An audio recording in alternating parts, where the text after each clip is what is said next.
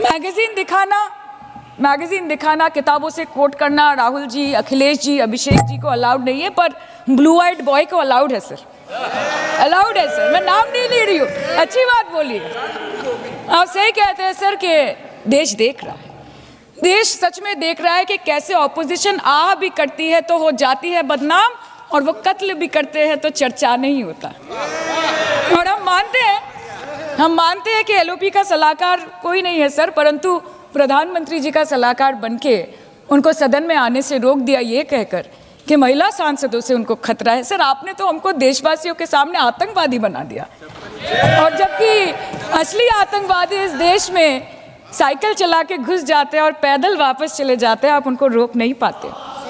भारत पे चीन का आग्रासन आप रोक नहीं पाते। भारत किससे तेल खरीदेगा, कितने दिनों के अंदर खरीदेगा, किससे दोस्ती निभाएगा, किससे दुश्मनी बरकरार रखेगा, कोई और देश का राष्ट्रपति हमें ट्विटर पे आके लेक्चर देता है, इंस्ट्रक्शन देता है, आप उसको रोक नहीं सकते। और सदन में हम सांसदों को रोके, you feed on your ego. Sir, कृपया इतना भरोसा रखिए कि लड़ाई नीतियों की है, विचारों की है, आपके और हमारे परिवारों की नहीं, इस देश के लोगों के अधिकार की है। हाँ, लड़ते हैं हम आपसे, हम लड़ते हैं आपसे, संविधान हाथ में लेके लड़ते हैं, हाथ में हमारे तलवार नहीं है सर। और सर, ये देश के लोग समझ गए हैं कि आपको महत्वपूर्ण विषयों पर बात नहीं करनी है, विषय पर भी आइए, विषयों पर बात नहीं करनी है सर, के ऊपर चर्चा चल रहा है। सर, पार्लियामेंटरी प्रोसीजर कभी मुद्दे पर भी आना कीजिए, चर्चा नहीं करनी है सर, ठीक है। बेरोजगारी पे चर्चा नहीं करनी है, हाँ जी, शिक्षा पे नहीं करनी है, स्वास्थ्य पे नहीं करनी है, बजट पे नहीं करनी है, प्रदूषण, एसआईआर, डिफेंस, विदेश नीति, नेशनल सिक्योरिटी पे नहीं करनी है, एप्स्टीन फाइल्स पे नहीं करनी है। मुद्दा है स्पीकर्स का रिमूवल, उसके ऊपर बैठ के सिर्फ वाह मोदी जी वाह करना है सर, कीजिए। पर आपसे विनती इतनी है कि डेमोक्रेसी को बचाइए और कृपया इस सदन को किसी पार्टी ऑफिस मत बनने दीजिए सर, यही दरख्वास्त है। क्योंकि ये सदन जैसे हमारे आदरणीय प्रधानमंत्री के लिए मंदिर है, वैसे हमारे लिए भी मंदिर है, और गणतंत्र हमारी पूजा है, संविधान हमारी गीता है। और इस मंदिर में बैठ के अगर कोई झूठ बोले और गीता पे हाथ रखे, कोई अन्याय करे, तो sir all India Trinamool Congress जो इस देश की थर्ड लार्जेस्ट ऑपोजिशन है, that will surely not pander और surrender to your step motherly और should I say step fatherly attitude. अंत में अध्यक्ष महोदय, मैं पुनः ये कहना चाहती हूँ कि ओम बिरला सर से व्यक्तिगत रूप से मुझे कोई भी विरोध नहीं है, और मुझे ये बुरा लग रहा है कहते हुए कि मैं पहली बार की सांसद हूँ और मेरे पहले टर्म में उनके विरोध में मुझे ये अविश्वास और अनास्था प्रस्ताव लाना पड़ रहा है। मैं चाहती हूँ कि उनकी चेहरे की हंसी सदैव बरकरार रहे, और इसी संदर्भ में मैं एक शेर कह के अपनी बात खत्म करना चाहती हूँ कि तू लाख बेवफा है मगर सर उठा के चल, कि तू लाख बेवफा है मगर सर उठा के चल, दिल रो पड़ेगा तुझे पशेमान देखकर। Thank you so much. हमारे टीएमसी के साथियों ने काफी कुछ कहा, जरा खुद को अपने गरेबा में देखें। निर्मम सरकार पतन के जितने भी पैरामीटर्स हैं, उन सब पैरामीटर्स में नए नए रिकॉर्ड बनाते जा रहे हैं, और यहां उपदेश दे रहे हैं। क्या हाल करके रखा हुआ है। ऐसी निर्मम सरकार से वहां के लोगों का भविष्य अंधकार के अंदर डूब रहा है, लेकिन इनको कोई परवाह नहीं है, सत्ता सुख के सिवाय कोई आकांक्षा नहीं है, और वे यहां उपदेश देते हैं।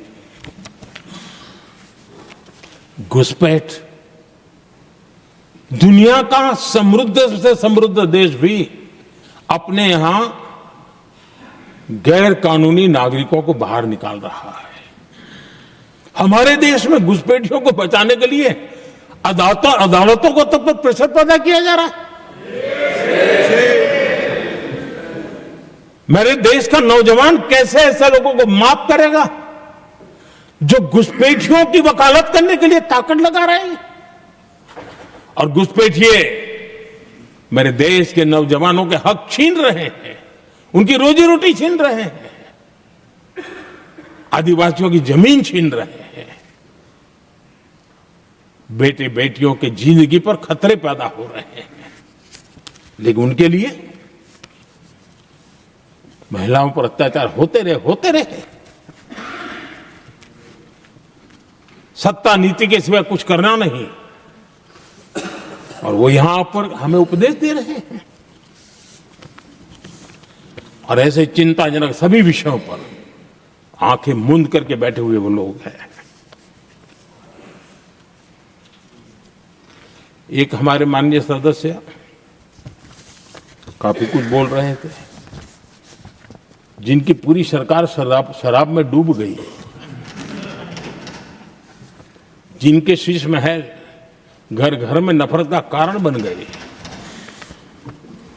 और शायद उनको ब्लैक शब्द ज्यादा पसंद है। हर एक का अपना अपना एक भूतकाल होता है।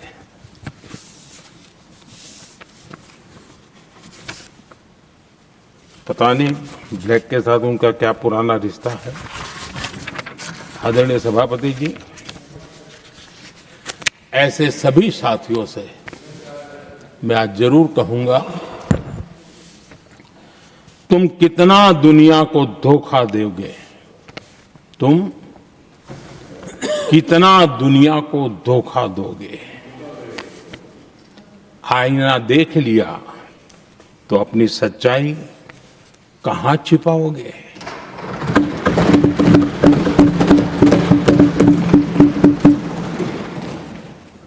कांग्रेस हो, टीएमसी हो, डीएमके हो, लेफ्ट हो, ये दशकों से केंद्र में सत्ता में रहे हैं, सत्ता के भागीदार रहे हैं। राज्यों में भी उनको सरकारें चलाने का अवसर मिला है, लेकिन उनकी पहचान क्या बनी। आज डील की चर्चा होती है तो गौरव से कहते हैं, तब डील की चर्चा होती थी तो बॉफोर्स डील याद आता था। ये डील होते थे।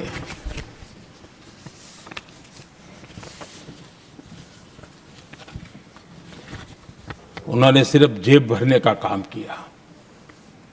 नागरिकों के जीवन में बदलाव आना ये उनकी प्राथमिकता नहीं थी।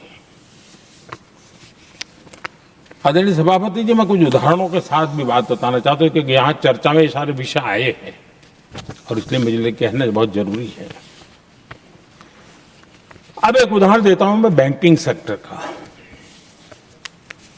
बैंकिंग सेक्टर एक प्रकार से अर्थव्यवस्था की ग्रिड होता है। 2014 से पहले फोन बैंकिंग का कालखंड था।